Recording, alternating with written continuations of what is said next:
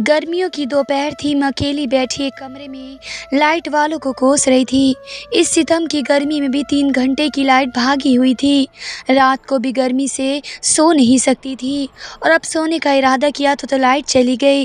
मुझे अपनी हालात और इस गरीबी पर बहुत गुस्सा आ रहा था। सुना था कि इस इलाके में लाइट नहीं भागती, लेकिन हम तो एक गरीब आबादी में रहते थे। पता नहीं हमारे हालात कब बदलेंगे। मैं इन सोचों में गुम थी कि दरवाज़ा बजने की आवाज़ आई। जैसे ही मैंने दरवाज़ा खोला, सामने खड़ी 40 साल की औरत को देखकर मैं हैरान रह गई, क्योंकि मैं उसे अच्छी तरह जानती थी। वो और कोई नहीं थी, मेरे पति की मालकिन थी। उसका हमारे दरवाज़े पर क्या काम था और यहाँ पर क्यों आई थी? ये सोच में पड़ गई थी कि कहीं मेरे पति से कोई गलती तो नहीं हो गई। मेरा पति एक हफ्ते से कहीं दफ्तर के काम की वजह से दूसरे शहर गया हुआ था और 2 दिन बाद उसे लौटना था। मेरे पति की मालकिन ने मेरे चेहरे पर घबराहट देखी तो एक हल्की सी मुस्कुराहट के साथ कहने लगी, आप मुझे अंदर आने के लिए नहीं कहेंगे? उनकी बात सुनकर मैं बौखला गई और जल्दी से चेहरे पर झूठी मुस्कुराहट लाकर कहा कि जी ज़रूर आइए अंदर। लेकिन मैं अंदर ही अंदर बहुत ज़्यादा खौफ में हो रही थी। दरअसल मेरे पति की मालकिन मुझे अच्छी तरह से जानती थी। जब भी कोई ऑफिस में फंक्शन होता तो मेरा पति मुझे अपने साथ ज़रूर लेकर जाता था। ऐसी कोई दावत नहीं होती जहाँ मैं अपने पति के साथ नहीं होती थी और इसलिए उनके ऑफिस के तकरीबन ज़्यादा लोग मुझे जानते थे और यही वजह थी कि मैं भी उनकी मालकिन को पहचानती थी। लेकिन इतनी बड़ी कंपनी की मालकिन का हम जैसे गरीब लोगों के दरवाजे पर आ जाना बहुत ही अजीबोगरीब बात थी। और जिस अंदाज में वो आई थी, ऐसा लगता था जैसे कि बहुत ही ख़ास बात करने के लिए आई हो। मैंने उसे अपने छोटे से ड्राइंग में बिठाया और अपने घर की हालत पर शर्मिंदा होने लगी। पहली बार मुझे अपने छोटे से घर की ख़राब हालत पर शर्म आ रही थी और ऊपर से लाइट भी नहीं थी। गर्मी से बुरा हाल हो रहा था और गुस्सा भी आ रहा था कि मैं हैदर को कब से कह रही थी कि घर को ठीक करा दे, लेकिन वह हमेशा यही कहते थे कि अगले साल ही करा देंगे। और ये अगला साल हमारी ज़िंदगी में आने का नाम नहीं ले रहा था। सैलरी आने से पहले ही खर्च हो जाया करती थी और हालात थे कि बदल ही नहीं रहे थे। हैदर की मालकिन मरियम मुझे बहुत गौर से कभी मेरे घर की हालत को देखती और कभी मुझे और फिर हंसने लगती। मुझे उनके हाव भाव समझ में नहीं आ रहे थे। मैंने उन्हें पहले पानी दिया और फ़ौरन अपने पति के बारे में पूछा कि सब कुछ ठीक तो है ना? आप इस तरह अचानक हमारे घर आई। मेरे सवाल सुनकर वह हंसने लगी और कहने लगी, बेफिक्र रहो, हैदर को कुछ नहीं हुआ। क्या मैं आपके दरवाजे पर नहीं आ सकती हूँ? आपको मेरा आना बुरा लगा है? मैंने नाव में सर हिला दिया। मैं अपने पति की मालकिन को कैसे नाराज़ कर सकती थी? उन्होंने कहा कि आपका घर बहुत छोटा है, इसे मरम्मत की ज़रूरत है। आप काम क्यों नहीं करा रहे हैं घर का? बल्कि इस घर पर पैसा लगाने की बजाय दूसरी जगह घर क्यों नहीं ले सकते? मरियम बेगम की बात सुनकर मुझे हंसी आ गई और मैंने हंसकर कहा, हमारी इतनी औकात कहाँ है कि हम इतने अच्छे इलाके में नया घर लेने की सोच सके। हम तो घर की मरम्मत कराने की भी सोच नहीं सकते और वह भी मुमकिन नहीं हो पा रहा है। मेरी बात सुनकर मरियम बेगम ने मेरी तरफ देखा और कहने लगी, क्या तुम्हें बड़े घर की ख्वाहिश नहीं है? क्या तुम्हें अच्छी ज़िंदगी नहीं जीनी है? पता नहीं वे मुझसे इतने बेमकसद सवालात क्यों कर रही थी। मुझे तो उनके आने की वजह भी समझ में नहीं आई थी। मेरा पति उनके यहाँ पर एक अच्छी पोस्ट पर था, लेकिन उनका हमारे घर पर आना बहुत ज़्यादा हैरान करने वाली बात थी। खैर, उनकी बात सुनकर मैं कुछ लम्हे के लिए खामोश रह गई और फिर हसरत भरे लहजे में जवाब दिया, बड़े घर की ख्वाहिश किसे नहीं होती? औरत चाहती है कि उसकी ज़िंदगी में सारे काम और सहूलियत मौजूद हों, लेकिन हर किसी की किस्मत में सब कुछ नहीं होता। मेरी और हैदर की शादी को 1 साल होने वाला है और इसी 1 साल में हमने सिर्फ़ और सिर्फ मुसीबत ही देखी है। इतनी अच्छी नौकरी होने के बावजूद भी हम बहुत ज़्यादा परेशान होते हैं, क्योंकि हैदर ने शादी पर बहुत ज़्यादा कर्ज़ ले लिया था और अब तक हम उस कर्ज़ को ही चुका रहे हैं। इसी दौरान हैदर की अम्मी का भी बीमारी से इंतकाल हो गया तो उन पर भी काफ़ी पैसे लग गया, तो हम बहुत ज़्यादा कमज़ोर हो गए थे।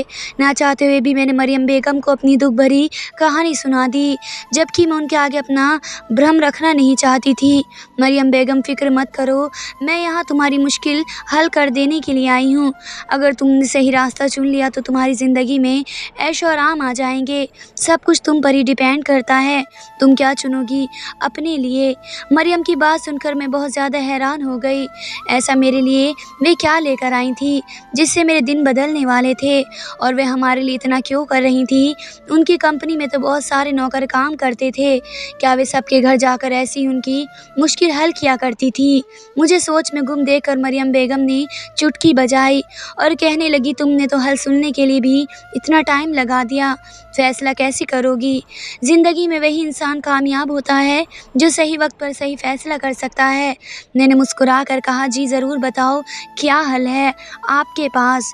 मैं तो यही चाहती हूँ कि सब कुछ ठीक हो जाए और हैदर भी सारी मुसीबतों से बाहर निकल कर आ जाए। मरियम बेगम ने मुस्कुराकर मेरी तरफ देखा और कहने लगी, मैं अपनी आधी कंपनी तुम्हारे नाम कर दूंगी, तुम्हारी सारी मुसीबत दूर हो जाएगी और मैं अपना बंगला भी तुम्हारे नाम कर दूंगी। उसकी बातें सुनकर मैं उसे देख रही थी। मैं सोच रही थी कि मेरे पति की मालकिन पागल तो नहीं हो गई। मैं उसे आंखें फाड़ फाड़ कर देखने लगी।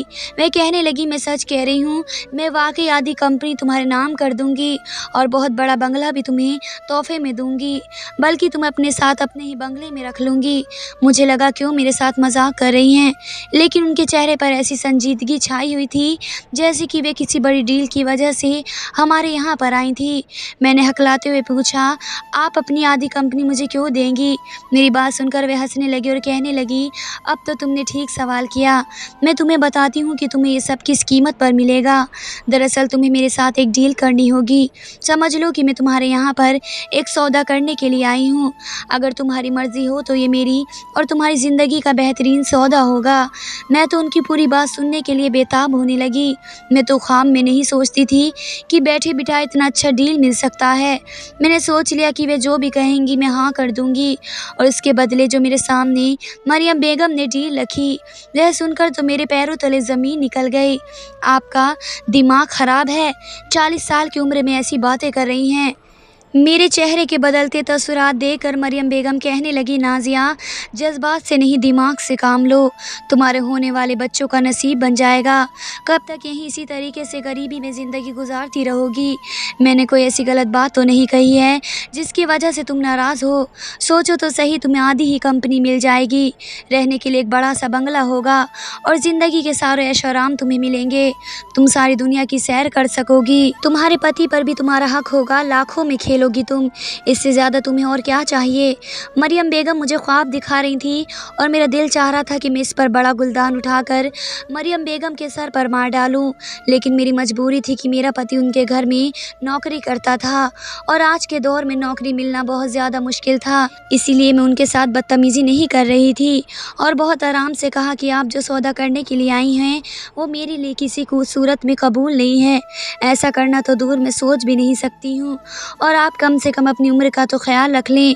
मेरी बात सुनकर मरियम बेगम धीरे से मुस्कुराई और कहने लगी, मेरी उम्र को छोड़ो, तुम अपनी तरफ देखो।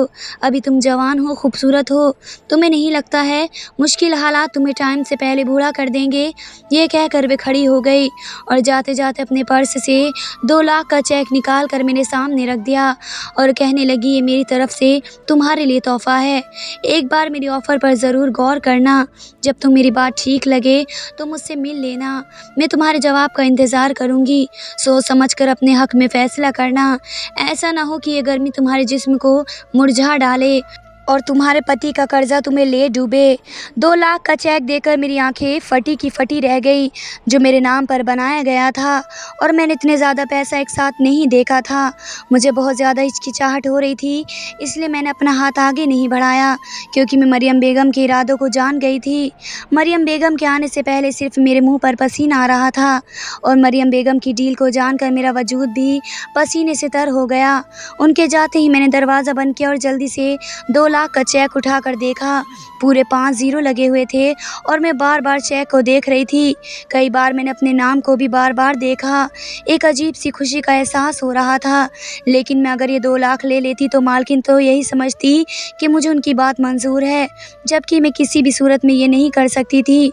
मैंने जल्दी से उसको छुपा कर रख दिया और सोचने लगी कि मालकिन को हैदर में क्या नज़र आ गया है जो वे सब कुछ छोड़कर हैदर के पीछे पड़ गई हैं। और अपनी दौलत भी लुटाने के लिए तैयार हैं। हैदर और मालकिन का तो कोई जोड़ ही नहीं था। हैदर 25 साल का जवान लड़का और मालकिन कम से कम 40 साल की औरत नज़र आती थी। मैं सोचकर हंसती कि इसी उम्र के बीच में आकर मेरे पति से मोहब्बत हो गई है। 2 दिन इसी तरीके से सोच में गुजर गए। कभी मैं सोचती कि चेक को कैश करा दूँ और सारा कर्जा उतार दूँ, तो मुझे कभी लगता कि अगर मैं ऐसा कर लेती हूँ तो मालकिन को गलत इशारा मिल जाएगा। कभी अपनी गरीबी पर तरस आता और कभी दिल चाहता कि मालकिन की बात मान लूँ। जब मेरा गर्मी से मन घुटने लगता तो मेरा दिल यही चाहता कि मैं एक बड़े से कमरे में जाकर एसी के मज़े उठाऊँ और एक मुश्किल फ़ैसला करके अपनी ज़िंदगी को आसान बना लूँ। दुनिया में कितने ही मर्द दूसरी शादी करते हैं और दोनों बीवियों के साथ खुश भी रहते हैं। अगर मेरा पति भी दूसरी शादी कर लेगा तो क्या बुराई थी। वैसे भी 40 साल की बुढ़िया कौन सी मेरी जगह ले सकती थी। लेकिन कभी मुझे अपनी सोच पर शर्म आती कि पैसे की वजह से अपने पति को बेच रही हूँ। मैं बहुत ज़्यादा सोच में ही बैठी थी। फिर 2 दिन बाद हैदर घर पर आए तो मैं उन्हें देखकर बहुत ज़्यादा खुश हो गई। लेकिन उनका चेहरा बहुत अजीब था, उतरा हुआ था। वे बहुत ज़्यादा खामोश थे, उन्हें चुप्पी लगी हुई थी। मैं समझ ही नहीं पाई थी कि 2 दिन बाद घर आने के बावजूद भी उनके चेहरे पर हंसी का असर क्यों नहीं है। और जब भी सवालात मैंने उनसे किया तो कहने लगे कि अम्मा के इलाज के लिए अंकल से जो पैसे लिए थे वे फ़ौरन देने के लिए बोल रहे हैं, क्योंकि उनकी बेटी की अचानक शादी हो गई है। फिर मैंने कहा कि ऐसी कितनी जल्दी हम 2 लाख का इंतज़ाम कैसे कर सकते हैं। फिर मेरे पति ने कहा उन्होंने मुझे 5 साल का वक्त दिया था और अब तो वे मेरे सर पर ही आकर खड़े हो गए हैं। मेरा सर उनके आगे शर्मिंदगी से झुक गया है। हैदर की बात सुनकर मुझे बहुत ज़्यादा गुस्सा आया। मैंने कहा आपने अंकल को सुनाया क्यों नहीं। जब 5 साल का वक्त दिया था तो अभी आने की क्या ज़रूरत है। जब 5 साल होंगे तो हम दे देंगे।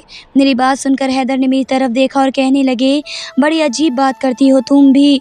वक्त पर हमारे काम आए थे, उनकी बेटी का रिश्ता हो गया तो क्या वे अपने पैसे भी वापस नहीं लेंगे। हमें किसी भी तरीके से करके 2 लाख देने हैं। जाओ नाज़ी अलमारी से अपनी जेवरात निकाल कर लाओ। हम किसी भी तरीके से उनका कर्ज चुकाएंगे। कम से कम हमारी वजह से किसी की बेटी की शादी में तो कोई मसला नहीं होगा। उनकी बातें सुनकर ही मेरा सांस अटक गया। मेरी माँ बाप ने बड़ी ही मोहब्बत से मुझे वे जेवरात दिए थे और वे उसी की बात कर रहे थे। मैंने ना चाहते हुए भी अपना जेवर निकाल कर रख दिया और कहा कि बेचना ही है तो इसे सुनार के पास मत लेकर जाओ, बल्कि मैं अपनी अम्मी को ही वापस बेच दूंगी। मेरी छोटी बहन के काम आ जाएगा। ये सुनकर हैदर ने कुछ नहीं कहा बल्कि वे राज़ी हो गए, जबकि हकीकत तो ये थी कि मेरा उस जेवर को बेचने का कोई इरादा नहीं था। अगली सुबह जैसे ही हैदर काम के सिलसिले में निकले, मैं फ़ौरन बैंक में गई और वे 2 लाख के चेक से पैसे निकाल लिए और सीधा अपनी माँ के घर पहुँच गई और अपने जेवर उन्हें दे दिए और उन्हें शुरू से लेकर सारी बात बता दी। मेरी बात सुनकर मेरी अम्मा कहने लगी तू पागल तो नहीं हो गई है। अगर हैदर की मालकिन इतनी ही अमीर औरत है तो तू हैदर की शादी ही क्यों नहीं करा देती। बेफिक्र रहे, तेरे रिश्ते को कुछ नहीं होगा। उस 40 साल की बुढ़ी में इतना दम कहाँ से होगा कि तेरे पति को काबू में कर सके। वैसे भी हैदर तो तुझसे मोहब्बत करता है तो उसकी आधी जायदाद अपने नाम लिखवा दे। हैदर तो उसे तो कुछ ही दिनों में छोड़ देगा और फिर तेरे सब हो जाएगा। मेरी अम्मी ने बड़ी चालाकी से मुझे समझा दिया था। अम्मा शुरू से ही बहुत ज़्यादा लालची थी। कभी कभी वक्त और हालात इंसान को लालची बना ही देते हैं और मैं भी मुश्किल हालात से तंग आ चुकी थी। इसलिए मैंने फ़ैसला कर लिया कि मैं हैदर की शादी मरियम से करा दूँगी। मैंने अगले ही दिन मरियम बेगम को फ़ोन किया और कहा कि मुझे उनका ऑफ़र कबूल है, वे कागज़ात तैयार करा लीजिए, मैं हैदर को मनाती हूँ। मैंने हैदर के हाथ में उसी शाम 2 लाख रुपए रख दिए और साथ ही साथ उन्हें इस बात के लिए मनाने की कोशिश भी की वह मरियम बेगम से शादी कर ले। ये सुनते ही मेरा 25 साल का पति गुस्से में आ गया कि कैसी बातें कर रही हो। हैदर अपनी मोहब्बत का बंटवारा नहीं करना चाहता था और अपनी 40 साल की मालकिन से शादी करने को सोच भी नहीं सकता था। मैंने भी गुस्से में आकर खाना पीना और बोलचाल बंद कर दी और पूरे महीने बर्बाद वे मेरे खातिर अपनी मालकिन को शादी करने के लिए राज़ी हो गए। उनकी मालकिन ने हैदर की रजामंदी सुनते ही अपनी आधी कंपनी मेरे नाम कर दी और हैदर को अपने साथ शादी के लिए ले गई। मैंने भी जल्दी जल्दी अपना सामान बांध लिया। पूरे 2 घंटे बाद हैदर और मरियम बेगम दोनों वापस लौटे और उन्होंने मुझे भी गाड़ी में बिठा लिया और हम बड़े से बंगले में आ गए। वे बंगला नहीं था, मेरे ख्वाबों की दुनिया थी जो मुझे मिल रही थी। मैं तो खुशी से दीवानी हो रही थी। कभी मैं मरियम बेगम की शक्ल को देखती तो कभी हैदर की। वह बिल्कुल खामोश सा था और मरियम बेगम के चेहरे पर खुशी नज़र आ रही थी। और महसूस हुआ कि ये खुशी सिर्फ कुछ ही दिनों की मेहमान है, क्योंकि हैदर काफ़ी टाइम तक मरियम बेगम के साथ नहीं रह सकता था। ना ही वे खूबसूरत थी और ना ही जवान, भला वे मेरा मुकाबला कैसे कर सकती थी। लेकिन उस घर में पहली रात मेरी आंखें फटी की फटी रह गई, जब रात के वक्त मरियम मेरे कमरे में आई और जाते ही बिस्तर पर लेट गई। और ये बात मेरी समझ से बिल्कुल बाहर थी कि शादी की पहली रात ही वे मेरे कमरे में आ गई है। फिर मुझे लगा कि शायद हैदर पहली रात उनकी औकात याद दिला दी है, इसी वजह से मेरे कमरे में आई। और मैं बहुत ज़्यादा खुश थी, और अगली सुबह भी मैं बहुत ज़्यादा खुश थी। जब मैं तैयार होकर कमरे से बाहर निकली तो मैंने हैदर को बाहर आते हुए देखा और हैरत से पूछा कि रात भर आप अपने कमरे में नहीं थे, या फिर सुबह ही सुबह कहाँ पर चले गए थे। हैदर ने बहुत भरी नज़रों से मुझे देखा और कहा कि मैं कहाँ से आता हूँ और कहाँ जाता हूँ, बस तुम ये फ़िक्र छोड़ दो और अपनी आराम की ज़िंदगी गुजारो। तुम्हें यही सब कुछ चाहिए था, मेरी कुर्बानी पर तुम्हें ये सब कुछ हासिल हो गया है। ये कहते हुए हैदर मरियम के पास चले गए, और मैं दिल ही दिल में सोचने लगी कि बस कुछ ही दिनों की बात है, हैदर का रवैया ठीक हो जाएगा। वैसे भी मरियम बेगम के साथ उनका कोई ताल्लुक़ ही नहीं बना था, तो मुझे किस बात की परेशानी होनी थी। मगर मुझे क्या मालूम था कि मुझसे कितना बड़ा राज छुपाया हुआ है। मुझे तो यही मालूम नहीं था कि इस शादी के पीछे क्या राज छिपा हुआ था। आहिस्ता आहिस्ता दिन गुजर रहे थे। हर रात मरियम बेगम मेरे कमरे में चली आती। मैं हैरान थी कि वे हैदर के साथ होने की वजह मेरे पास क्यों आती थी, और जब मैं हैदर के पास जाने की बात करती तो मुझे भी रोक दिया करती। एक रात तंग आकर मैंने कमरे से निकलने की कोशिश की तो मरियम बेगम ने दरवाज़ा बंद कर दिया और कहने लगी कि तुम्हें बाहर जाने की कोई ज़रूरत नहीं है। उनके तेवर मुझे बहुत बिगड़ते हुए लग रहे थे। उन्होंने मेरा हाथ पकड़ा और खींचकर बिस्तर पर बिठा दिया।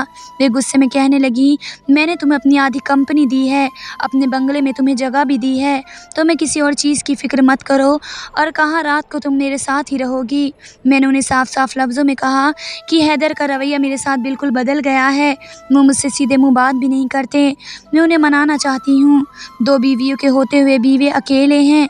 मरियम बेगम कहने लगी, उसकी बीवी उसके काम के लिए मौजूद है। उसकी बात सुनकर मेरे तन बदन में आग लग गई, और मैंने गुस्से में कहा, मैं अभी भी हैदर की बीवी हूँ और मुझे उन पर हक है।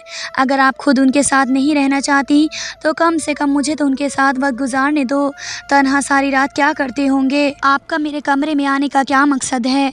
मेरी बात सुनकर मरियम बेगम कहने लगी, उसकी जवान और खूबसूरत बीवी उसके साथ है, तुम्हें उसकी फ़िक्र करने की कोई ज़रूरत नहीं, और यहाँ मेरे साथ इसी कमरे में रहा करो।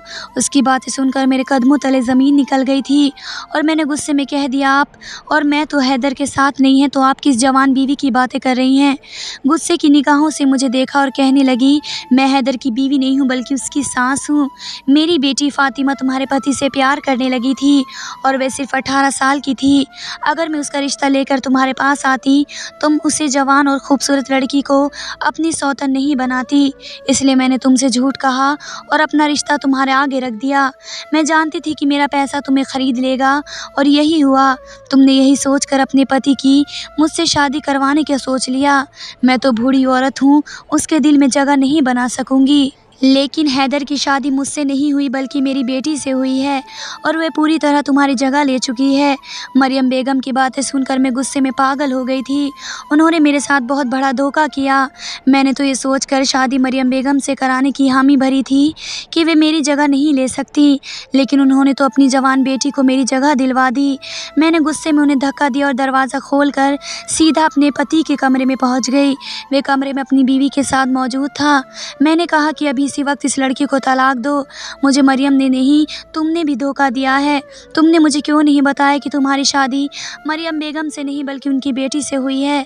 अभी और इसी वक्त उसको तलाक दो। हैदर गुस्से से मेरी तरफ देखा और एक ज़ोरदार तमाचा मेरे चेहरे पर रखा।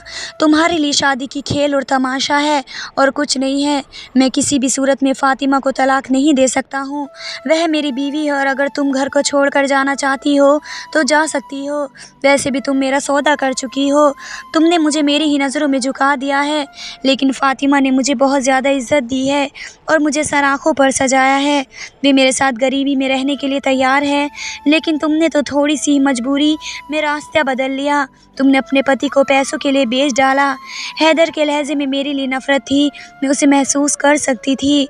ऐसा लग रहा था कि जैसे मेरे सर पर आसमान गिर पड़ा है। मैंने अपने घर को बर्बाद कर दिया था। तभी फातिमा ने मेरा हाथ पकड़कर अपने पास बिठाया और पानी का गिलास दिया। वो एक जवान और खूबसूरत लड़की थी जिसे देखकर कोई भी अपना दिल दे बैठता। वे मुझसे कहने लगी कि आप मुझे अपना लीजिए, मैं कभी आपके साथ कोई बुरा काम नहीं करूँगी। हम दोनों मिलकर हैदर के साथ एक ही घर में खुशी खुशी ज़िंदगी गुजार सकते हैं। मैं तो पूरी तरह टूट कर बिखर चुकी थी क्योंकि हैदर की आंखों में अपने लिए नफरत देखी थी और ये नफरत सिर्फ और सिर्फ मेरे लालच की वजह से आई थी। मैंने फातिमा के आगे हाथ जोड़कर कहा कि अपनी सारी दौलत वापस ले लो, लेकिन मुझे मेरा पति वापस लौटा दो। मगर फातिमा ने साफ इनकार कर दिया कि वे किसी भी सूरत में नहीं छोड़ेगी। फिर मैं ही हार गई और फातिमा को अपनी सौतन मानने के लिए तैयार हो गई। फातिमा एक पढ़ी लिखी लड़की थी। उसने मेरा हक नहीं मारा और हैदर को मजबूर किया कि वे बराबर से मुझे भी हक दिया करे। आज मैं और फातिमा हैदर एक ही घर में रह रहे हैं।